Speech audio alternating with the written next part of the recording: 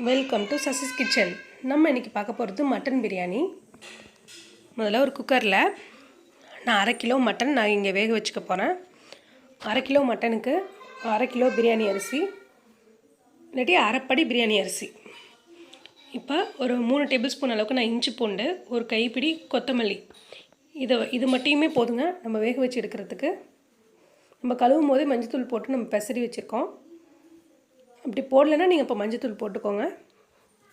கொஞ்சமாக தண்ணி விட்டு நம்ம மட்டனை வேக வச்சுக்கோங்க. நிறையா நீங்கள் தண்ணி ஊற்றிட்டிங்கன்னா இதுக்கு தேவையான அளவுக்கு நம்ம உப்பு ஆட் பண்ணிக்கணும். நான் ஒரு 6 விசில் விடுறேன். நீங்கள் கறி குழம்புக்கு எந்த அளவுக்கு நீங்கள் கறியை வேக வைப்பீங்களோ அந்தளவுக்கு நீங்கள் வேக வச்சுக்கோங்க. விசில் போட்டு இப்போ ஒரு 6 விசில் விட போகிறேங்க. நான் 24 கேரட் பிரியாணி அரிசி நான் யூஸ் பண்ணுறேன். நீங்கள் எந்த பிரியாணி அரிசி வேணாலும் யூஸ் பண்ணுங்கள். சீரக சம்பா ரொம்ப நல்லாயிருக்கும். நீங்கள் அந்த பிரியாணி அரிசி நீங்கள் யூஸ் பண்ணுங்கள். ஒரு பானையில் நல்ல தண்ணி வச்சு அதில் இந்த பட்டை, கிராம்பு, ஏலக்காய், நம்ம கறி தாளிக்கிறதுக்கு என்னென்ன போடுவோமோ எல்லாத்தையும் போட்டுக்கோங்க. நான் பிரியாணிலையும் 2 நான் ஆட் பண்ணுறேங்க. இது கூட 2 சிட்டிகை சீரகமும் நம்ம ஆட் பண்ணணும். இப்போ நம்ம தண்ணி நல்லா கொதிக்கட்டும். நல்லா தண்ணி கொதிச்சோடனே நம்ம இந்த அரிசியை நம்ம கழுவி வச்சுருக்கோம் இல்லையா, அதை நான் ஆட் பண்ணிக்கிறேன். இதுக்கு இந்த சாதத்துக்கு தேவையான அளவுக்கு நான் உப்பு இது கூட நான் ஆட் பண்ணிக்கிறேன். நல்லா தண்ணி கொதிச்சுட்டு இப்போ நம்ம கழுவி வச்சுருக்க அரிசியை நம்ம ஒரு வாட்டி நம்ம கழுவுனா போதுங்க பிரியாணி அரிசியை. இதுக்கு பிரியாணி ரெடி பண்ணுறதுக்கு தேவையான பொருட்கள் என்னென்னு பார்த்தலாம். வெங்காயம், தக்காளி, புதினா, கொத்தமல்லி, பச்சை மிளகா, உப்பு, கரம் மசாலா தூள், இஞ்சி பூண்டு பேஸ்ட்டு, சிக்கன் மசாலா பவுடர், தனி மிளகாத்தூள், அப்புறம் 1 டம்ளர் நான் தயிர் எடுத்து வச்சுருக்கேன். ரொம்ப புளிக்காத தயிராக நீங்கள் எடுத்து வச்சுக்கோங்க. 1 டம்ளர் நான் கோல்டு வினர் எண்ணெய் எடுத்து வச்சுருக்கேன்.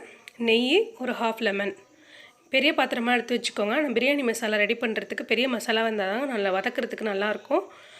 பிரியாணி தம் போடுறதுக்கெலாம் இந்தமாரி நம்ம பெரிய எண்ணமாக எடுத்துக்கிட்டால் தாங்க நல்லாயிருக்கும். இப்போ நான் 1 டம்ளர் நான் எண்ணெய் வச்சுருந்தேன் இல்லையா, அதை நான் ஆட் பண்ணிக்கிறேன். இதுக்கு தேவையான அளவுக்கு நான் நெய்யையும் நான் ஆட் பண்ணிக்கிறேன். நீங்கள் நெய் எந்த அளவுக்கு வேணுமோ நீங்கள் ஆட் பண்ணிக்கோங்க. எண்ணெய் நிறையா ஊற்றினா தாங்க நல்லாயிருக்கும். இப்போ எண்ணெய் நல்லா காஞ்சிருச்சு. நம்ம முன்னாடி நம்ம சாதம் வேக வைக்கிறதுக்கு என்னென்ன போட்டோமோ அதில் ஒரு செட்டு நான் தனியாக எடுத்து வச்சுருக்கேன். அதை நம்ம இதுக்குள்ளே நம்ம ஆட் பண்ணிக்க போகிறோம். நான் எண்ணெய் காஞ்சோன்னே அதை போட்டாச்சு. இப்போ நான் பல்லாரி, ஒரு பெரிய பல்லாரியாக ஒரு 4 பல்லாரி நான் கட் பண்ணி வச்சுருந்தேன். பல்லாரி தாங்க அதிகமாக இருக்கணும், தக்காளி அதிகமாக இருக்கக்கூடாது. இப்போ இந்த மசாலாவுக்கு தேவையான அளவுக்கு நான் உப்பையும் நான் ஆட் பண்ணிக்கிறேன். மஞ்சத்தூள்,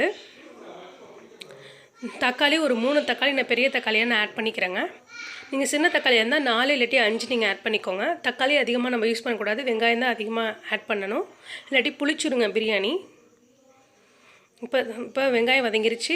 இப்போ தக்காளியோட நம்ம பச்சை மிளகாவையும் போட்டு நல்லா சுருளை நம்ம வதக்கிக்க போகிறோம். ஃபஸ்ட்டு இஞ்சி பூண்டை நம்ம ஆட் பண்ணக்கூடாது. இப்போ பாருங்கள், நம்மளோட சாதம் நல்லா வரையாக நான் வடித்து வச்சுருக்கேன். விரையாதுக்கு முன்னாடி நம்ம வடித்து வச்சுக்கணுங்க. இப்போ பாருங்கள், தக்காளியும் நல்லா வதங்கிருச்சு. நல்லா வதங்கி எண்ணெய் விட்டதுக்கப்புறம் அந்த புதினா கொத்தமல்லி ஒரு கட்டு நான் வச்சுருந்தேன், அதை நைஸாக கட் பண்ணி நீங்கள் ஆட் பண்ணிக்கோங்க. இது கூட இஞ்சி பூண்டு பேஸ்ட்டு நான் இதை ஆட் பண்ணுறேன்.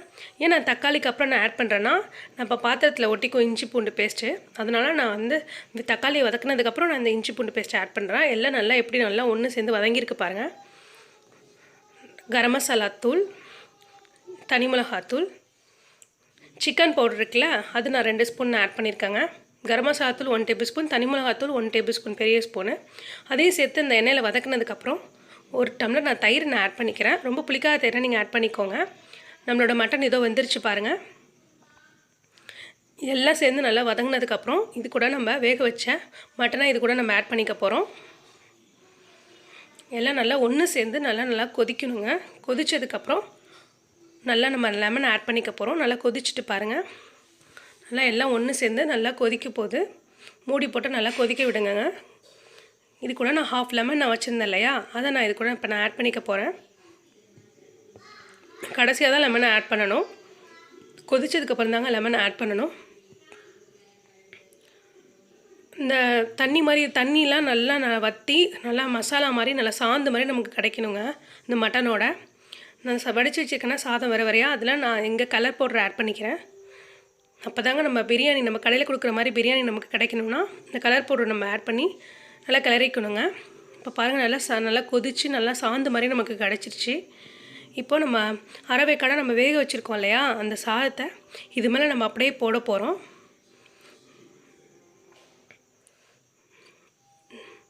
போட்டு மேலே மட்டும்தாங்க சாதத்தை போடணுமே தவிர அப்படியே பெரட்டி விடக்கூடாது. நான் அப்படியே எல்லா சாதத்தையும் மேலே போட்டுக்கணே தவிர கீழே உள்ள மசாலாவை நான் பெரட்டவே இல்லை, எல்லாத்தையும் ஒன்று சேர்த்து. இதுக்கு மேலே நம்ம நெய் விட்டுக்கலாம். இதுக்கு மேலே நம்ம கீழே மசாலா அப்படியே இருக்கணுங்க. மேலே சாதத்தை கொட்டி அது மேலே நம்ம நெய் தான் போட போகிறோம். அது கூட நம்ம எல்லாத்தையும் சேர்த்து ஒன்றா கலந்துடக்கூடாது. இதுதாங்க சீக்ரெட்டு. கடையில் உள்ள பிரியாணியில் இப்படி செய்கிறதுனால தான் அந்த கறிலாம் நல்லா சாஃப்டாக நல்லா பஞ்சு போல் வெந்திருக்கும். நம்ம கீழே இருக்கிற மசாலாவை பெரட்டிடவே கூடாது. அந்த சாதத்தோடு நான் 10 நிமிஷம் தம் போட்டுட்டேன், ஹையில் வச்சு தம் போட்டுட்டேன்.